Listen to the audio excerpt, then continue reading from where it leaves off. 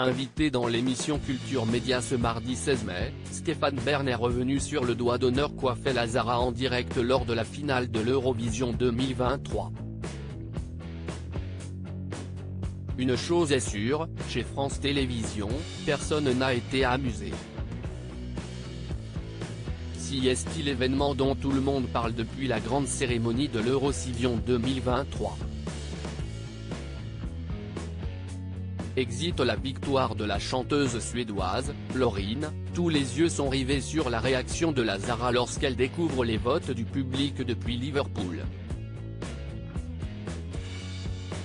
Face à des millions de téléspectateurs, l'interprète évidemment a adressé à la caméra un geste de la main, qui ressemblait fortement à un doigt d'honneur. Une séquence qui a fait le tour des réseaux sociaux et à laquelle elle a réagi. Bien que je représente la France, j'ai aussi une double culture.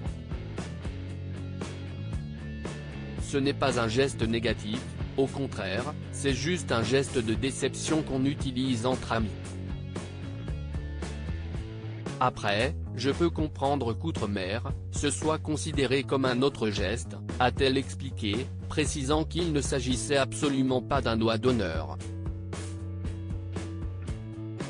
Après le geste déplacé de la Zara, Stéphane Bern et ses équipes ont eu une réunion de crise 3 jours après la polémique. Stéphane Bern, invité sur le plateau de Culture Média sur Europe 1, est revenu sur la polémique.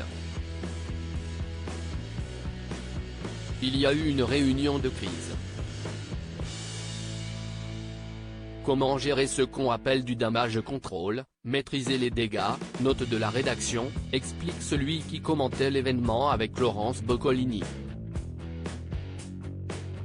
Il explique alors, il y avait Christian Louboutin, le service de presse, Alexandra Redamiel, la chef de la délégation française. Si est là où j'ai appris ce que t'es un tose. Si est un doigt d'honneur en Afrique du Nord. Au Québec, si est générationnel et culturel. Si est sympathique. Mais cette interprétation n'a pas vraiment convaincu. Tu parles, si est double doigt d'honneur en fait, lui a-t-on fait remarquer. On passe auprès des délégations étrangères comme des arrogants même s'il peut comprendre la réaction de celle qui est arrivée en 16e position du classement, il a du mal à accepter que l'image de la France en prenne un coup, elle était déçue. Mais ce qui me fait rire, si est qu'on passe auprès des délégations étrangères comme des arrogants. Il se souvient alors de l'Eurovision 2021 quand les Français étaient passés pour de mauvais perdants en accusant le groupe italien Måneskin d'avoir gagné dans de mauvaises conditions et d'avoir pris un rail de coke.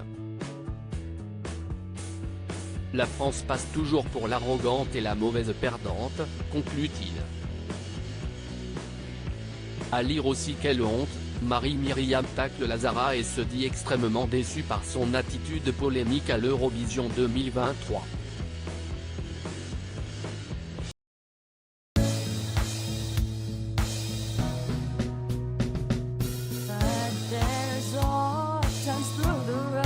I think you can let me know. Sit down, sit back, let me help